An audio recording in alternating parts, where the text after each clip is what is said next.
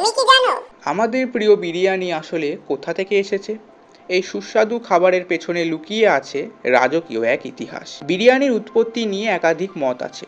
সবচেয়ে জনপ্রিয় গল্প অনুযায়ী মুঘল আমলে এই খাবারের শুরু। বলা হয় সম্রাট মুমতাজ মহল সৈন্যদের জন্য পুষ্টিকর খাবার বানানোর নির্দেশ দেন, যাতে একসাথে ভাত, মাংস আর মশলা থাকে। আরেকটি মতে পারস্য থেকে বিরিয়ান নামের একটা রান্না ভারতে আসে, যার অর্থ হলো ভাজা বা রান্না করা চাল। সেখান থেকেই ধীরে ধীরে তৈরি হয় আজকের বিরিয়ানি। সময় গড়ানোর সাথে সাথে ভারতের বিভিন্ন অঞ্চলের বিরিয়ানির আলাদা স্টাইল তৈরি হয়, যেমন হায়দ্রাবাদি বিরিয়ানি, কলকাতা বিরিয়ানি। প্রতিটি আলাদা স্বাদ আর গন্ধে ভরপুর। আজ বিরিয়ানি শুধু খাবার নয়, এটা এক আবেগ।